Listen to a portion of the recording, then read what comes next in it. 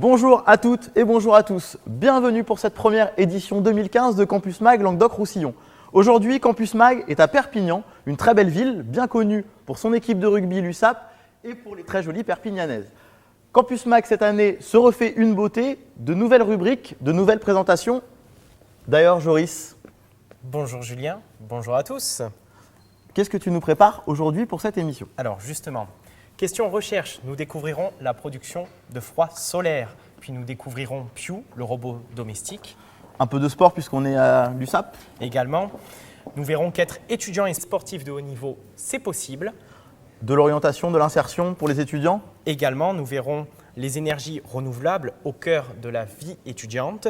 Et puis, nous découvrirons les dernières innovations pédagogiques à l'UPVD. Et enfin, nous verrons les derniers salons de l'enseignement supérieur pour la saison 2015. Pour finir cette émission, un peu de patrimoine, nous verrons l'université de Perpignan au cœur de la ville.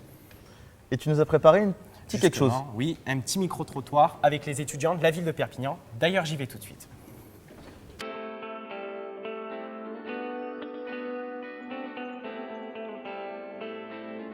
Quels sont les avantages d'étudier à Perpignan ? Les avantages, c'est qu'on est une petite faculté, on a une proximité avec des professeurs. C'est convivial, on peut s'adresser aux professeurs tranquillement. Pouvoir leur poser des questions, comparer un amphi avec plus de 300 étudiants et tout ça, la difficulté est vraiment réelle. Alors qu'ici, surtout en master, on est en nombre réduit, on peut poser des questions et approfondir certains points. Puis on a une bibliothèque qui est assez fournie en documents et en livres. Et donc on a la chance de ne pas atteindre comme dans les autres facs, comme à Toulouse ou à Montpellier, où le nombre d'étudiants fait qu'il y a des difficultés à accéder à tous les services de la vie étudiante. Laissez-moi réfléchir 2 secondes. Il y a pas mal de formations qui sont proposées sur le campus, donc ça reste assez intéressant. Moi par exemple, je viens de Montpellier, j'avais pas de formation là-bas. J'en ai trouvé une ici, donc ça reste un avantage. Pour notre formation, nous on fait donc géosciences. On a la chance d'avoir la mer et la terre à côté, donc ça nous permet de pouvoir faire nos sorties et étudier le panel complet niveau géologique, quoi. C'est aussi l'avantage d'avoir une petite promotion et mettre en avant aussi le côté familial en fait des promos. Donc du coup, on se crée des liens entre nous, c'est une sorte de grande famille. Le tissu culturel se fait là en fait. Sur les sorties, même les soirées étudiantes, il n'y en a pas forcément sur Perpignan. Ce serait bien qu'il y en ait plus. Dans la vie étudiante, ouais, elle est beaucoup plus restreinte. Il y a beaucoup moins de sorties, de trucs organisés. Par rapport à Perpignan en tant que ville, il y a toujours quelque chose. Il y a les déferlantes, il y a les associations, il y a les Jeudis de Perpignan, il y a l'été, le festival de la Palouse. Il y a plein de choses chaque semaine. Il y a le loisir en montagne, le loisir à la plage. Il y a l'Espagne pas loin et il y a beaucoup de conventions transfrontalières qui se font. Il y a le TGV pour aller dans différentes villes comme Montpellier, Toulouse qui sont très attractives pour les jeunes étudiants et voilà.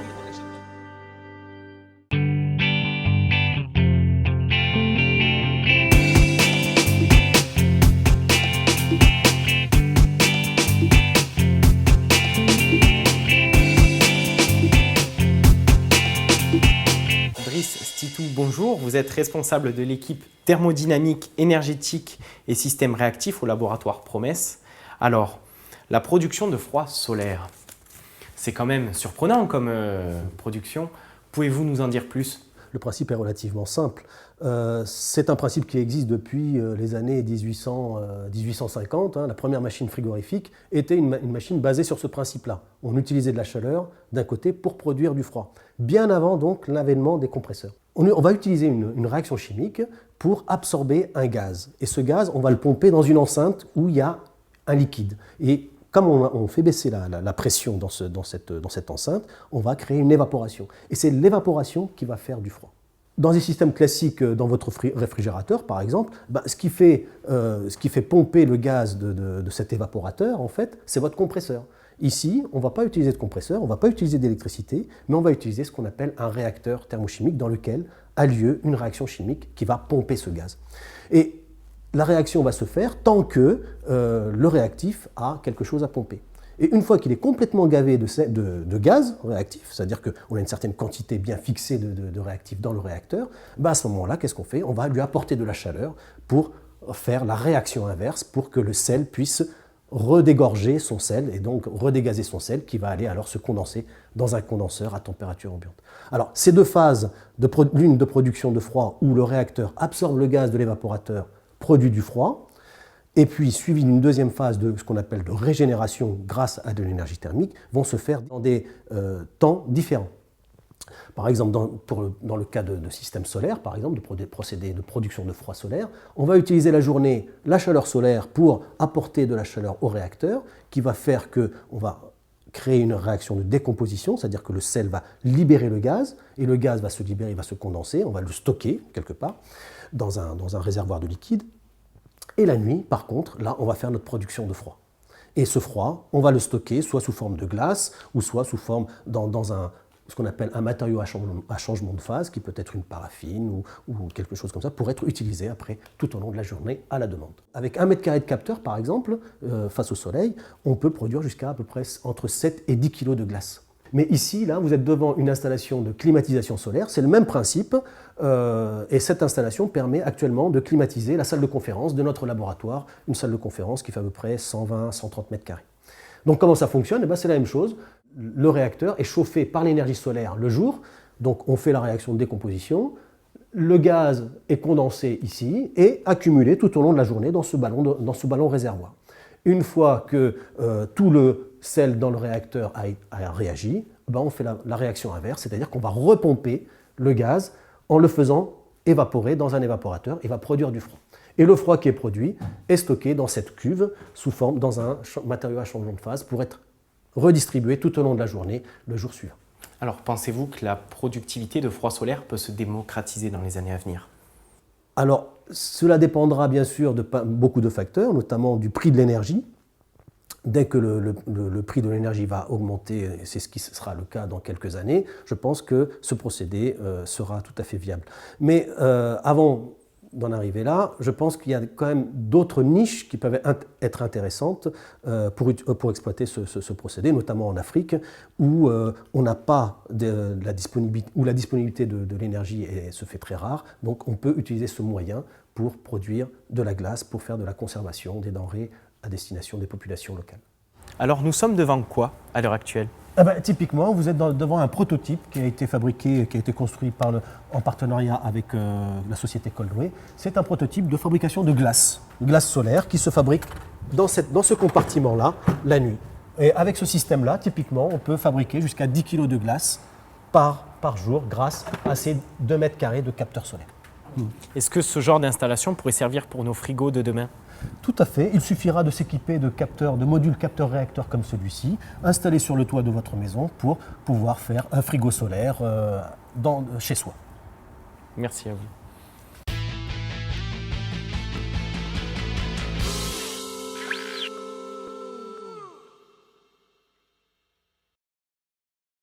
À mi-chemin entre R2D2 et Calimero, on retrouve notre petite poule, Pew, avec tous les papas. Alors, Laurent, est-ce que vous pouvez vous présenter un petit peu déjà? Eh bien, d'abord, je voudrais remercier le Campus Mag pour cette invitation aujourd'hui. Et je pense pas être le papa de Pew, mais peut-être le papa de leur créateur, donc quelque part le grand-père de Pew. Donc, je suis le responsable d'une formation à Polytech, qui est dans le domaine de l'électronique et des systèmes numériques. Donc, sur les images que vous voyez maintenant, on voit la salle de projet de nos étudiants, pour faire leur TP, voilà. etc., puis avancer les projets. Exactement. Donc on forme depuis une quarantaine d'années des ingénieurs dans le domaine de l'électronique et des systèmes numériques, et aujourd'hui sous la forme de 2 formations. Donc une formation sous statut d'étudiant qui s'appelle MEA, microélectronique et automatique, et une formation par apprentissage, système embarqué, dont Bastien et Adrien ici sont les fiers représentants aujourd'hui. D'accord. Voilà, et dans ces salles de projet, donc, on voit les étudiants concevoir des cartes, faire de la programmation, développer des projets qui sont la plupart du temps en relation avec des laboratoires ou des partenaires industriels. Et on met à leur disposition, et on arrive à sortir. On met à leur disposition les moyens de fabriquer des objets avec de l'impression 3D, de la réalisation de cartes et tout un tas de moyens de s'amuser entre 2 cours. D'accord. Ils vont pouvoir nous en parler, Adrien? Alors comment ça se passe de réaliser déjà? Qui est-ce qui a eu l'idée de sortir un petit poulet avec une crête rouge comme ça? Comment ça se passe? Alors en fait, on a participé à un concours, le concours du hackathon de Montpellier. Qui consiste en quoi? En fait, ça consiste en 48 heures, on doit développer un objet connecté en fait. Et avec une équipe de au maximum 5 personnes.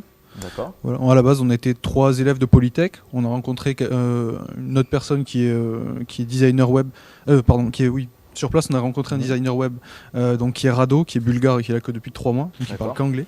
Vous arrivez, vous avez rien? Vous devez tout monter? Ouais, pas de carte électronique, pas de matériel, vous avez tout, une imprimante 3D sur place, vous pouvez tout faire? Alors, tout le matériel n'est pas forcément sur place, parce qu'il y a le Lab Sud qui nous propose aussi d'aller imprimer là-bas. Mais voilà, on a ramené un peu de matériel qui était à nous, etc. Et c'est à partir de là qu'on a développé ça en fait. Et vous avez Ouais, on a gagné, oui, tout à fait. Tout à fait. On a gagné le hackathon. D'accord, super. Bastien, un petit mot. Comment ça se passe la fabrication? Comment ça se passe la création? Parce qu'il y a beaucoup de travail quand même à faire derrière. Oui, alors en fait, au début, on n'avait pas trop d'idées vu qu'on s'est rencontrés le jour même. Et donc en fait on a commencé par réfléchir, à mûrir une idée en fonction du matériel qu'on avait à notre disposition, des machines qu'on pouvait utiliser. Et donc on a esquissé le contour de Piou. Et ensuite on s'est réparti les tâches, on a essayé de les organiser dans le temps pour essayer de tout faire rentrer sur les 48 heures du hackathon. Et ensuite chacun s'est concentré sur ses tâches. Et l'idée, il sert à quoi ce robot en fait? Parce que là on le voit, mais qu'est-ce qu'il fait en fait déjà? Alors là actuellement ce qu'il fait, donc il est équipé d'une caméra. D'une reconnaissance vocale grâce à un micro et puis d'une synthèse vocale grâce à un haut-parleur. Et donc en fait il permet aux personnes âgées d'avoir un accès plus aisé à la technologie. C'est-à-dire ça va être un petit robot qui va suivre la personne âgée en lui disant voilà, je vais aller aux toilettes, tu m'emmènes aux toilettes ou... Pas tout à fait, mais par contre, il va pouvoir lui permettre de rester en contact plus facilement avec ses proches ou avec le personnel médical, en pouvant par exemple lui demander des rappels de médicaments ou ce genre de choses. Voilà, il pourra également envoyer ou lire des mails, toujours de manière vocale. Et il permet également à des personnes, par exemple comme des proches ou à du personnel médical, de se connecter, de prendre le contrôle du robot et d'aller à la rencontre de la personne âgée pour lui parler et avoir en même temps un retour et un contrôle vidéo sur l'état de la personne âgée. Déjà que les petits-enfants ne vont pas souvent voir leurs grands-parents, alors là on ne va plus du tout aller les voir, c'est ça le principe un petit peu? Justement, c'est pour permettre aux gens qui n'ont pas toujours la possibilité d'aller voir leurs grands-parents, de pouvoir les voir plus facilement et de manière plus agréable que par téléphone ou par mail. D'accord, très bien. Est-ce qu'on peut voir un peu ce qui Alors là, il fera. C'est ça, il va nous dire bonjour normalement. Donc à l'intérieur, il y a une Raspberry Pi. Donc c'est de là que vient en fait le mot Piou en fait, parce que l'ordinateur qui est utilisé c'est une Raspberry Pi. Donc on a pris le Pi de Pi et puis on en a fait Piou pour coller au thème donc du hackathon qui était le symbole de la French Tech. Et donc normalement, maintenant qu'il a démarré, il devrait pas tarder à nous dire bonjour. Donc on va l'écouter. On va l'écouter, d'accord. Bonjour, je suis Piou, le robot lauréat du hackathon 2014 de Montpellier. Merci de m'avoir invité dans votre émission. Je suis ravi d'être là. Voilà, et donc là il est connecté donc via ici puisqu'on est sur le site de Perpignan, donc via nos téléphones en 3G sur un serveur web qui nous permet de récupérer donc la vidéo, de le piloter à distance pour le déplacer et également de pouvoir envoyer pour l'instant via un système de chat entre guillemets des messages qui vont être dits par le robot, prononcés par le robot. D'accord. Voilà. Adrien, qu'est-ce qu'on pourrait développer par la suite dessus? Parce que vous avez une première idée pour les personnes âgées, les accompagner, etc. Est-ce qu'il pourrait faire le ménage, la vaisselle aussi? Enfin, je sais pas. Alors ménage, vaisselle, je sais pas trop, mais par contre, on peut imaginer quand même pas mal de choses. Notamment, on avait pensé à permettre la connexion avec des bracelets qui existent déjà en fait pour les personnes âgées, et de manière à ce que voilà, s'il y a un souci, ils puissent aller voir ce qui s'est passé, parce que souvent le problème avec ces bracelets, c'est qu'il y a des fausses alertes, donc ils permettraient de valider s'il y a aucun problème. Et on a aussi pensé à implémenter de la surveillance d'environnement, mettons, s'il y a vérifier s'il n'y a pas du monoxyde de carbone, des choses comme ça. Permettre aussi, grâce à tout un système de domotique par communication sans fil, de permettre au robot, mettons, de lui dire va éteindre la lumière à la cuisine, j'ai oublié, le robot il peut aller éteindre la lumière à la cuisine. Des exemples. D'accord, super. Laurent, pour finir, comme c'est un peu vous le patron, ça coûterait combien un petit joujou comme ça? Combien coûterait un petit joujou comme ça? Oh ben, je sais pas, j'imagine quelques centaines d'euros quand même. Il y en a peut-être pas autant en composants, mais à industrialiser, certainement. Donc ça serait quoi, aux alentours des 500 000 euros On pourrait imaginer que c'est dans cette fourchette-là, oui. D'accord, ça reste encore raisonnable pour un robot. Ça reste raisonnable. C'est les prix, on va dire, du marché actuel. Merci beaucoup en tout cas d'être venu sur le plateau. Merci beaucoup. Et puis la prochaine fois, on sera tous la crête rouge, Philippe en premier, et on vous rejoint pour de belles aventures, les suivantes aventures. Merci à vous. Merci à vous. Merci beaucoup.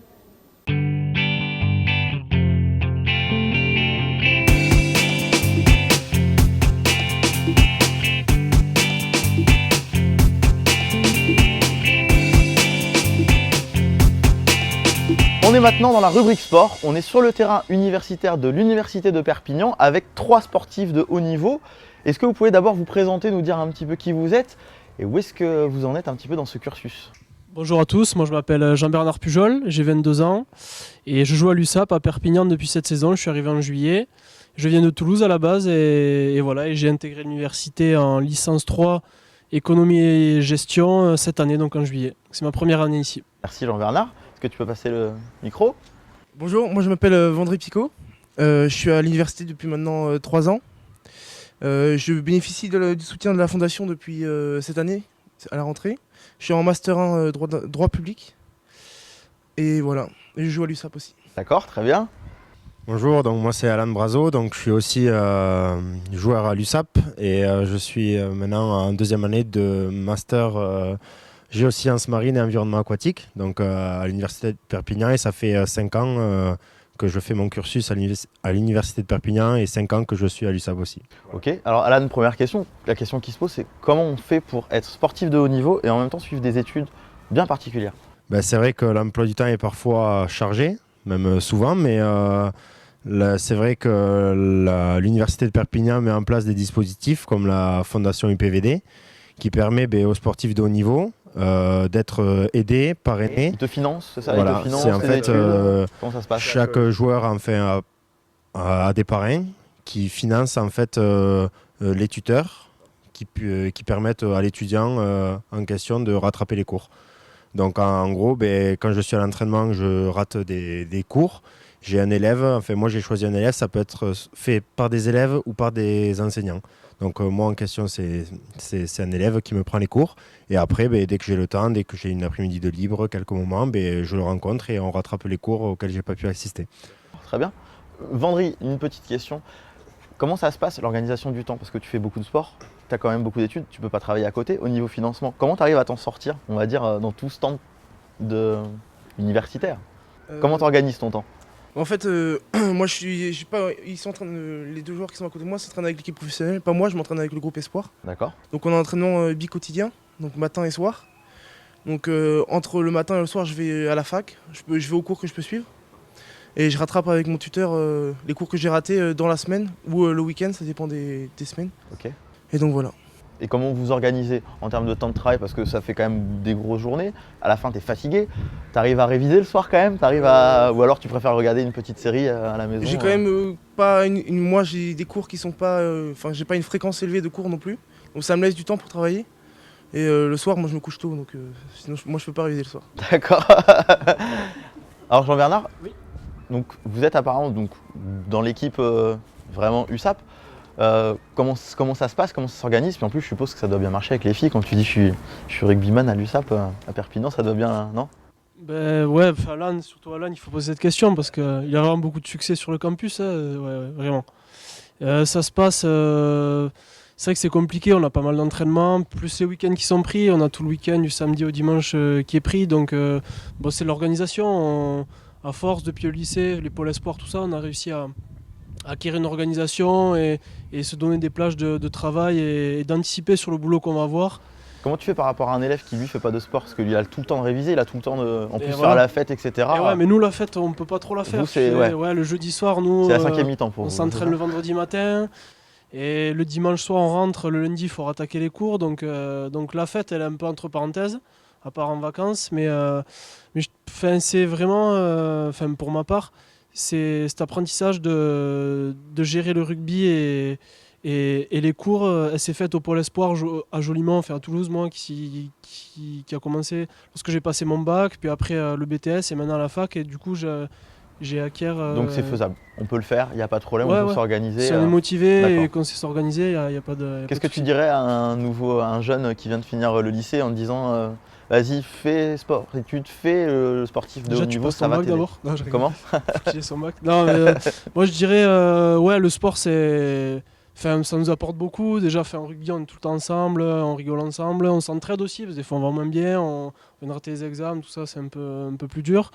Et donc, je pense que si on arrive à trouver l'équilibre, le sport peut nous aider dans les études, et les études nous aident un peu à décompresser et à avoir d'autres pôles d'activité dans la tête, et c'est vachement important. D'accord, merci Jean-Bernard. André, qu'est-ce que tu dirais à un jeune, toi, pour lui dire allez, motive-toi, fais un peu ça, c'est vraiment bien? Je lui dirais la même chose, et puis après le sport et les études, il y a le travail, la vie professionnelle aussi.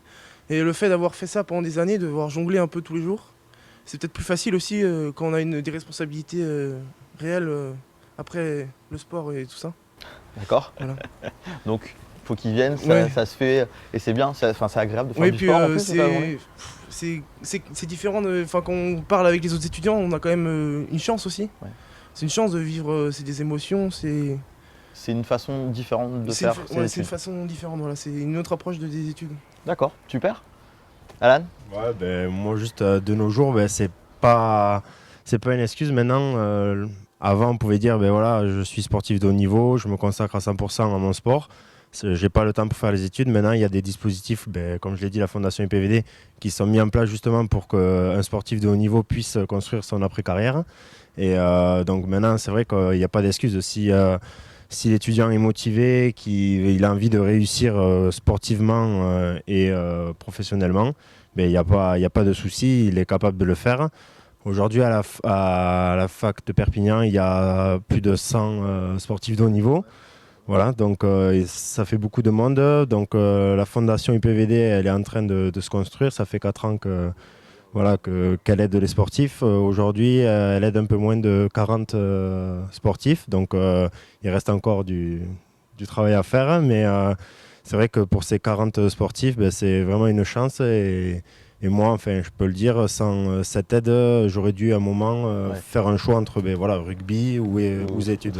Travailler, donc etc. Aujourd'hui, tout se passe bien. Comment on se renseigne pour ça? S'il y a une adresse, il y a un site, il y a quelqu'un à aller voir? Sur le site de l'université de Perpignan, ben, il y a un onglet Fondation IPVD. Ok, Voilà. super. Merci les garçons. Il y a mes collègues qui m'ont dit, est-ce qu'on les met au défi de se faire une petite mêlée avec eux sur le terrain? Juste pour nous montrer que nous aussi on est costaud et qu'on voulait se mesurer à vous. Ça vous va hein, comme défi ou pas? Ouais, si vous voulez. Ouais, ok. Bah c'est parti alors. On n'a même pas peur. Nous. C'est quoi le principe? Ah bah faut se maraver jusqu'à temps de récupérer le ballon en fait. On récupère avec les pieds, c'est ça? Non, faut les pousser en fait. Et puis après récupérer avec la main. Je mets ma tête là-dedans. Touché. Round 1.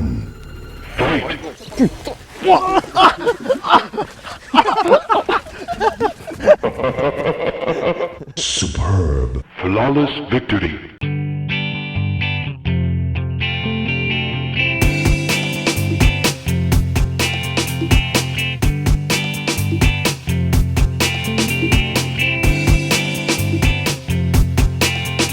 Tout à l'heure, on a vu comment faire du froid avec du chaud. Maintenant, nous allons voir comment faire du chaud avec du chaud.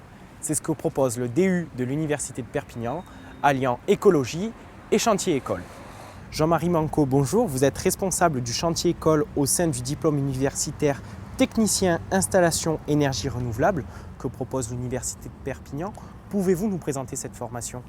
Donc cette formation a comme objectif de former des professionnels compétents et expérimentés avec des chantiers écoles en fin de parcours pour pouvoir proposer des professionnels qui sont à même de répondre aux besoins du marché actuel. Alors on parle également de chantier école. Qu'est-ce que c'est réellement Alors un chantier école a une caractéristique, c'est qu'on va travailler en amont tous les fondamentaux physiques, on va travailler sur les technologies d'un point de vue théorique. Et afin de valider toutes ces compétences théoriques, on les met en situation directe avec des chantiers écoles comme celui qu'on voit ici, par exemple. Justement, derrière nous, nous voyons des panneaux solaires. Pouvez-vous nous en dire plus?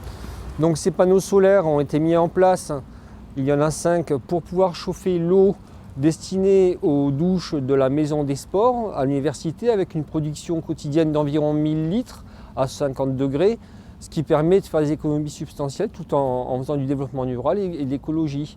Donc les étudiants, à travers ce type d'installation, vont être mis en situation et vont pouvoir être confrontés à tout un tas de petits détails techniques, tout en tenant compte de la théorie et de tout ce qu'ils ont intégré pendant leur formation. Alors quel est le devenir de ce projet dans les années futures au sein de l'Université de Perpignan? Alors, dans le futur, on envisage fortement de continuer à mettre en place ce type d'installation. Par le passé, depuis 2009, on a équipé le campus de plusieurs installations de ce type-là à plus petite échelle. Celle-ci est la plus grande. Autrement, on va en retrouver du même type avec 1 ou 2 panneaux sur d'autres bâtiments d'université, 4 en l'occurrence, plus 1 au site Percier.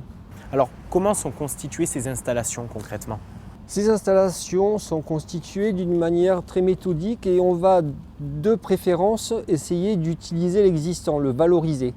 De fait, les installations qu'on met en place sur l'université utilisent l'existant, c'est-à-dire les chauffe-eau électriques ou les gros cumulus de 1000 litres comme celui qui est présent dans le local technique pour cette installation, par le biais d'une innovation qui permet d'utiliser un chauffe-eau électrique classique et de le transformer en chauffe-eau solaire sans modification avec une performance qui est très très intéressante. Jean-Marie Manco, merci d'avoir répondu à ces questions pour Campus Mag et bonne continuation à vous. Merci.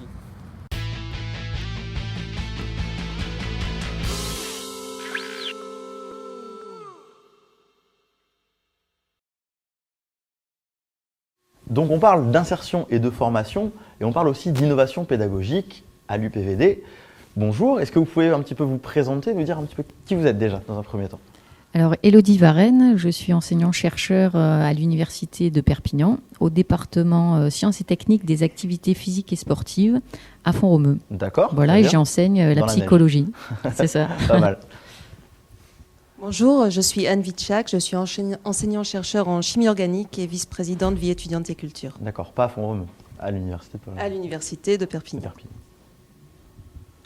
Bertrand Boquet, enseignant et vice-président en charge du numérique à l'Université de Perpignan sur le site sur tous les campus en fait. Voilà. D'accord. Alors Bertrand, on nous parle de pédagogie innovante. Alors on va parler de pédagogie innovante. Qu'est-ce qu'on entend là-dedans? En fait, la pédagogie, c'est une bonne partie de notre temps de travail. Hein, donc il s'agit de recentrer un petit peu sur quelles sont les méthodes d'enseignement à évoluer, à faire changer, parce qu'aujourd'hui nos publics changent. C'est comment parler un petit peu, la façon de parler, la façon de s'exprimer? Non, il s'agit d'aller chercher les étudiants, qu'ils réussissent mieux et de faire que finalement on arrive à être plus performant dans notre façon d'enseigner. D'accord. Et pourquoi innovante? Parce qu'on veut sortir d'un système qui... Alors on parle d'innovation, en fait on parle de notre innovation, de chacun d'entre nous va faire une innovation et c'est un peu l'intérêt des programmes qu'on met en place à l'Université de Perpignan, c'est qu'il s'agit un peu de s'interroger sur sa propre pratique et de chercher des moyens novateurs. Alors c'est peut-être pas des innovations au sens industriel de la chose avec des dépôts de brevets, des choses comme ça,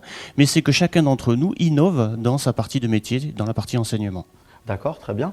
Anne, qu'est-ce qu'on peut appeler par... C'est des outils différents? On a fait un constat sur quoi finalement? Alors le constat, comme le disait Bertrand, a été tout d'abord de se rendre compte que les publics changeaient et qu'au final on avait peu de prise sur un certain nombre d'outils qui permettraient d'améliorer la réussite des étudiants.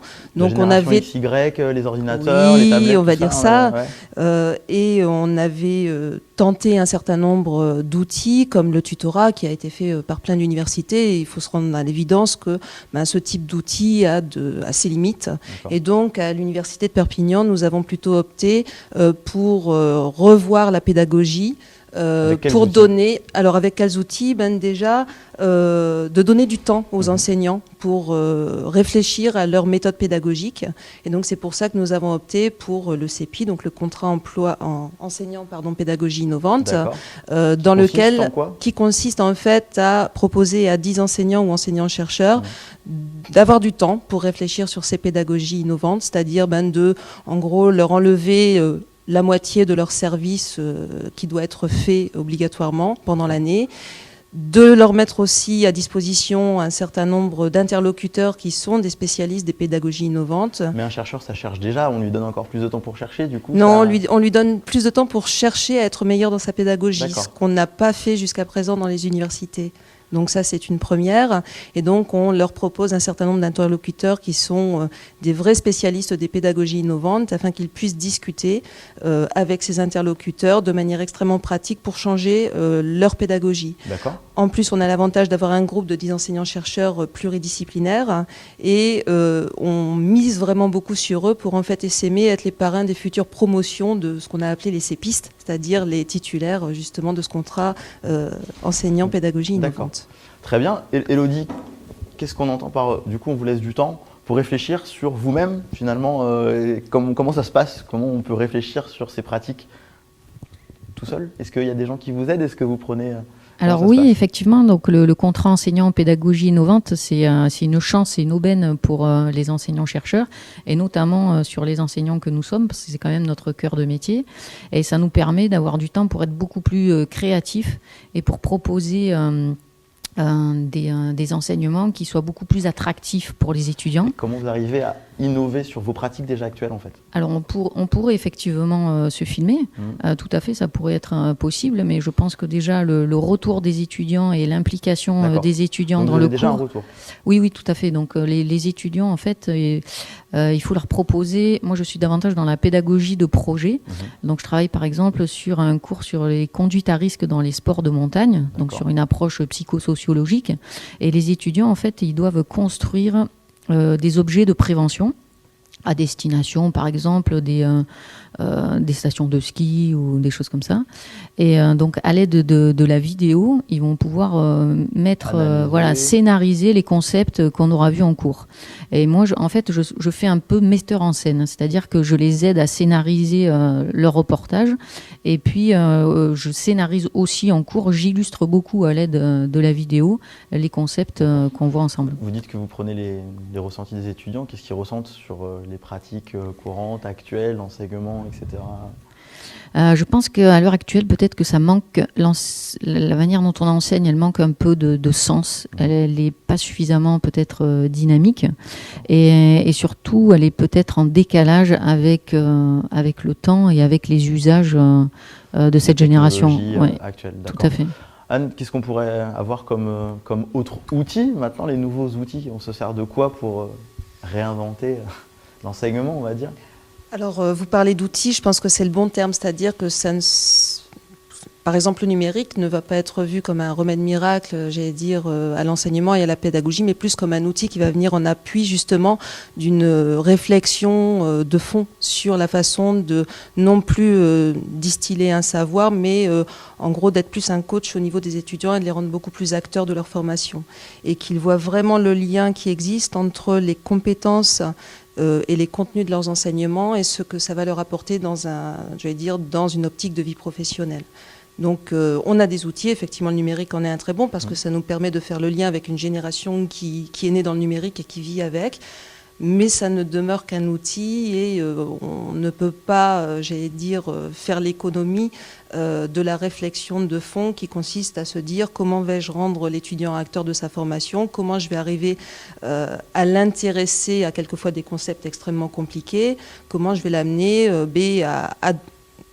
à acquérir un certain nombre de compétences qui seront directement transférables après dans le milieu professionnel. Très bien, merci. Bertrand, dernière question pour terminer. Donc maintenant, on peut appeler tous les étudiants à venir avec leur smartphone et leur tablette en cours et sans problème, on va pouvoir...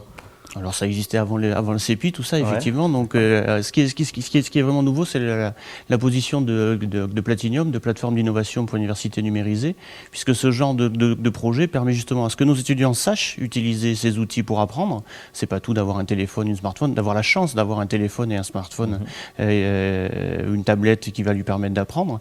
Mais c'est aussi l'intérêt comme un outil d'apprentissage. Donc Platinium est à disposition des étudiants pour leur donner des compétences du numérique, est à disposition aussi des des enseignants pour construire des vidéos, pour scénariser des cours comme on disait. Tout d'un coup, l'enseignant devient organisateur de savoir alors qu'avant il est diffusé. Et effectivement, on a en fait ce changement qui est apporté. Notre projet avec la présidence, c'est d'accompagner tous nos publics et tous nos collègues. D'accord, super. Merci beaucoup pour votre intervention. Si vous avez besoin en termes de vidéos, Campus Mag est là, donc n'hésitez pas. Voilà. Merci à vous en tout cas. Merci.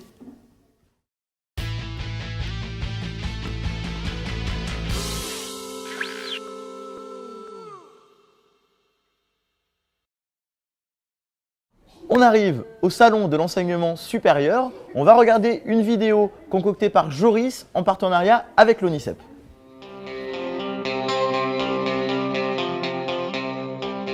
Janvier-février, traditionnellement, sont les mois des salons.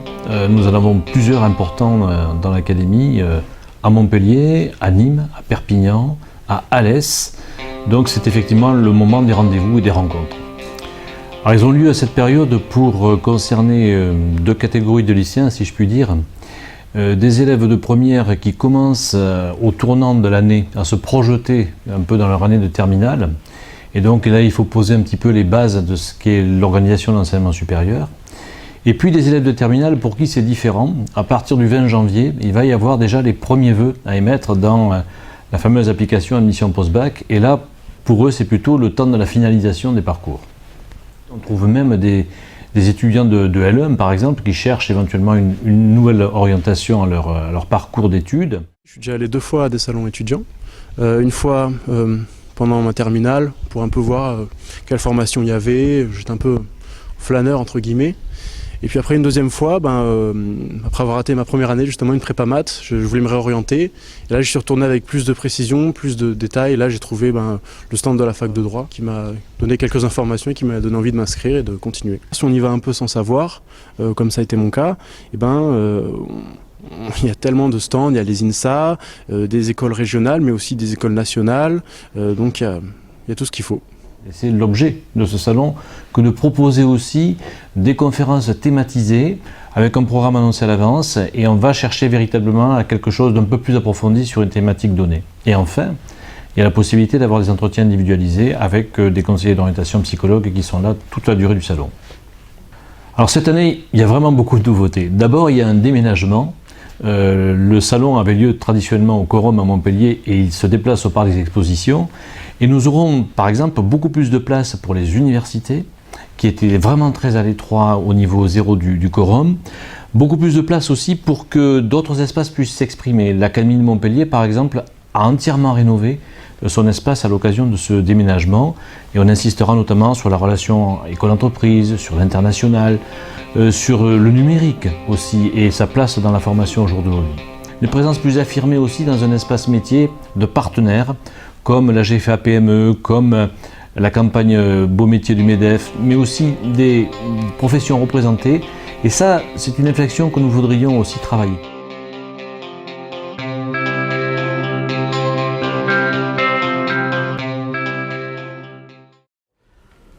On accueille maintenant sur le plateau Stéphanie et Coralie de l'Université de Perpignan.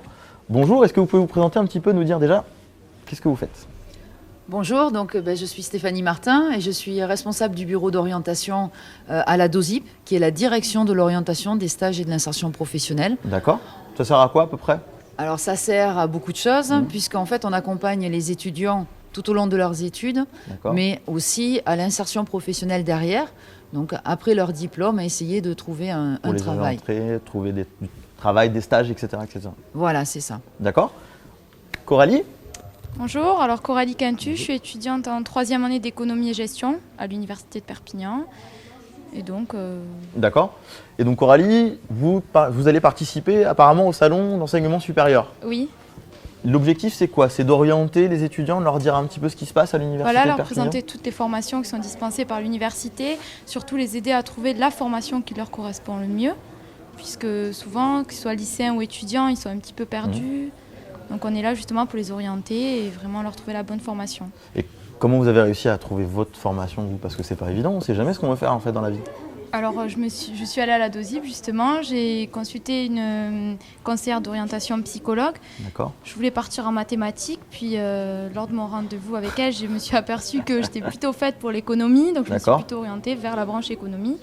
Et maintenant, je suis en 3e année. Je ne regrette pas du tout. Donc, ça a permis de t'orienter un petit peu, voilà. De te lancer dans quelque chose, finalement. Et trouver mon projet professionnel aussi. D'accord. Voilà. Alors comment on reçoit les étudiants? Qu'est-ce qu'on leur dit exactement, puisqu'il y a des gens qui arrivent qui veulent faire mathématiques? Comment on leur dit non, finalement, la mathématique, c'est peut-être pas trop ta voie?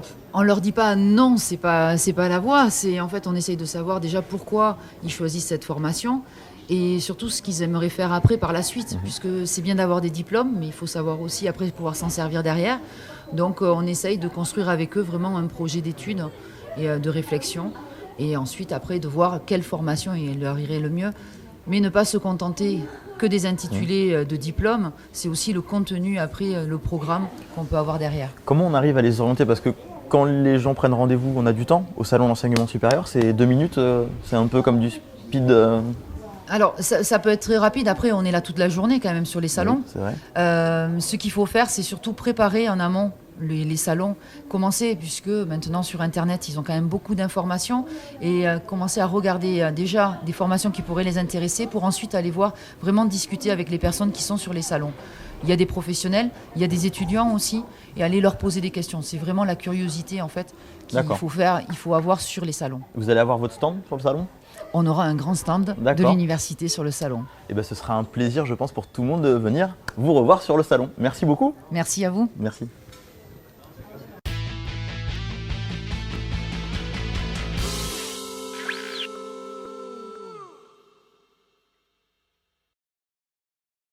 En 2014, c'était le 50e anniversaire des relations franco-chinoises.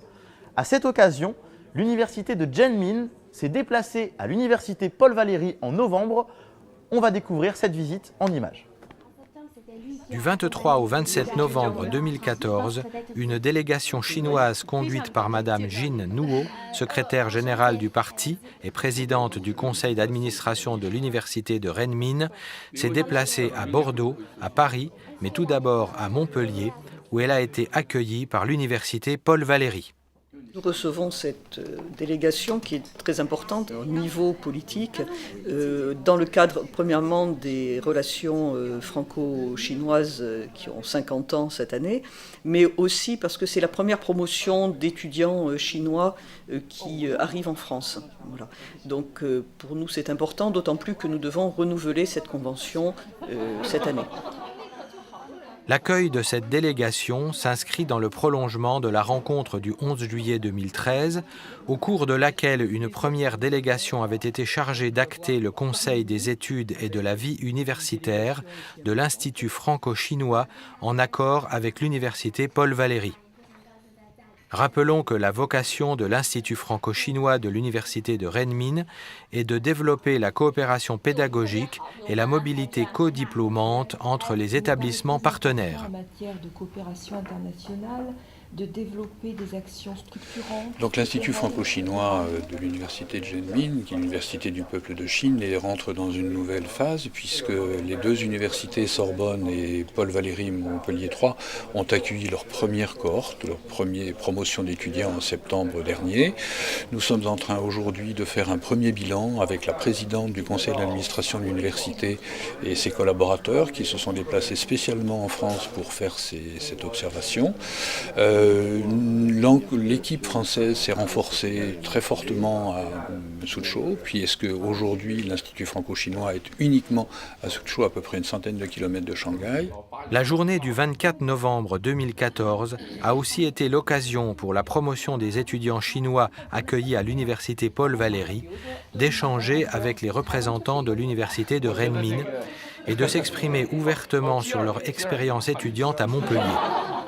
une manière de conforter l'engagement des partenaires à favoriser l'amélioration des conditions d'accueil et d'études, aussi bien sur les campus français que chinois.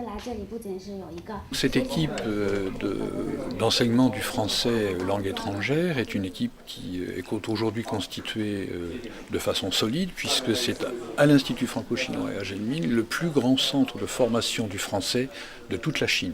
Ça représente évidemment quelque chose d'important. C'est un peu normal dans le contexte de 2014, puisque c'est, nous le savons tous, le 50e anniversaire des relations diplomatiques entre la France et la Chine.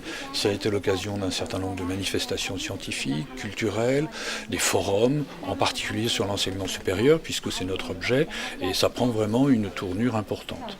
Dans le cadre des universités et de KEDGE, qui est notre troisième associé, il y a maintenant le développement aussi de programmes complémentaires qui vont mener jusqu'au plus haut niveau, puisque la recherche se développe, ainsi que les formations au doctorat en sciences humaines et sociales et autour des humanités.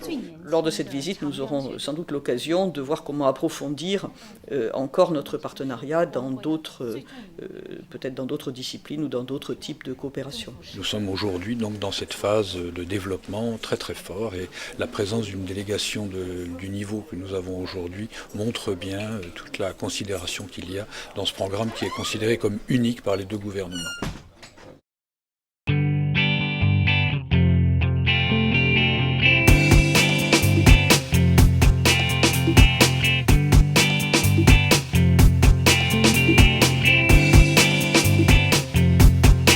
Depuis octobre 2014, les étudiants du Master 2 professionnel patrimoine ont réintégré le cœur de la ville de Perpignan. Une occasion exceptionnelle pour eux de découvrir une nouvelle vie étudiante. Retour sur cette actualité avec leurs responsables et les étudiants eux-mêmes. Julien Lugan, bonjour. Vous êtes responsable du Master professionnel patrimoine franco-espagnol à l'Université de Perpignan. Pouvez-vous nous présenter cette formation ? Alors le master professionnel est un master de niveau 2 qui forme les futurs acteurs du patrimoine et de la culture, qui sont destinés en particulier à gérer, valoriser tout le patrimoine des centres historiques sauvegardés des grandes villes. Alors vous nous parlez justement des centres historiques des grandes villes. La formation du Master 2 s'est installée récemment à l'ancienne université de la ville de Perpignan, un bâtiment du XVIIIe siècle. Comment s'est passé cet aménagement ? Alors oui, on a été très honorés d'être choisis d'une part suite à la décision du maire de la ville de Perpignan et la décision du président Fabrice Lorente. On a été très honorés d'être choisis pour être la première formation à réintégrer en fait ce qui était l'université d'origine de la ville de Perpignan et où il n'avait pas été donné de cours depuis 221 ans. Donc depuis la fin du mois de septembre, on a réintégré les locaux et les étudiants ont là les salles de cours, les bureaux qui leur permettent de travailler et ont profité en fait de cette réintégration des locaux de l'ancienne université pour proposer une exposition qui a lieu depuis le milieu du mois de décembre sur la valorisation de l'ancienne université, toutes les problématiques qui en découlent. C'est-à-dire valoriser d'un point de vue historique, patrimonial, l'édifice en lui-même, et au-delà se poser la question de ce qu'est la revitalisation d'un centre historique à travers une université qui se redéploie en centre-ville et qui redynamise et revitalise ce centre historique. Merci monsieur. Frédéric, vous êtes étudiante en Master 2 Pro Patrimoine. Vous avez réintégré il n'y a pas si longtemps l'ancienne université de Perpignan. En quoi cela a changé votre vie étudiante ? Alors ça a changé, je dirais, complètement notre vie étudiante. Nous, on a reçu cette nouvelle pendant les vacances d'été. Au départ, ça n'a pas été évident de façon immédiate. L'idée nous a paru très très bonne parce qu'un monument historique, c'est quand même pas donné à tout le monde et on a eu la chance d'être les premiers à le réintégrer, à pouvoir se l'approprier. On s'est de suite posé les questions au niveau infrastructure, comment on allait pouvoir se garer, est-ce que la salle serait prête, est-ce qu'on aurait tout simplement accès à Internet par exemple. Et ça a été pas forcément une source d'angoisse parce qu'on a très vite été rassurés, mais un questionnement qui se pose à tous les étudiants. Après, très vite, quand on a intégré les lieux, on a vu que tout avait été préparé, qu'une salle était réservée pour nous, qu'elle était équipée. Et ça a été un gros changement dans notre mode de vie, dans notre vie étudiante. Parce que réintégrer le centre-ville, c'est aussi réintégrer toute la vie de la ville, avec des infrastructures qui sont juste à côté de nous, comme la médiathèque. C'est aussi toute une vie active qu'on retrouve avec les cafés, les bars, qui sont aussi, je pense, essentiels à notre vie étudiante, à nous tous. Alors, essentiel à votre vie étudiante, mais Pierre, en quoi le fait de réintégrer ce bâtiment peut avoir un lien avec votre formation qui est un master en patrimoine? Alors, lien avec la formation, le site en lui-même est un lien avec la formation puisque c'est du patrimoine de Perpignan et notre objectif de départ c'était de le mettre en valeur. Donc c'est un lien véritable avec notre formation. C'est d'ailleurs à cette occasion qu'on a ouvert l'exposition concernant l'histoire de ce site et le projet de 2017. Donc l'objectif de notre formation, c'est d'aller vers le professionnel, d'aller vers le concret. Donc le fait de revenir dans ce bâtiment, c'est un lien parfait avec notre formation, un lien parfait avec nos projets et notre volonté d'aller vers le milieu professionnel et le milieu du patrimoine. Et d'ailleurs, dans les actualités de votre master? Alors pour les actualités, on a pu commencer à élaborer un projet de médiation de l'ancienne université. Et donc on a monté une exposition sur l'ancienne université. Et elle est ouverte depuis le 16 décembre. Donc nous vous convions tous à venir à cette exposition puisque vous pourrez voir le travail qu'on a pu accomplir sur ce projet. Merci de nous avoir présenté votre formation en Master 2 Pro Patrimoine. Et merci de nous avoir accueillis au sein de cette université. On espère qu'on n'a pas dérangé le mobilier ou quoi que ce soit. Merci à vous. On peut également, je crois, vous suivre sur les pages officielles. Facebook, Twitter, le blog. Et on a aussi un blog du master. Donc on est très actifs. Merci à vous.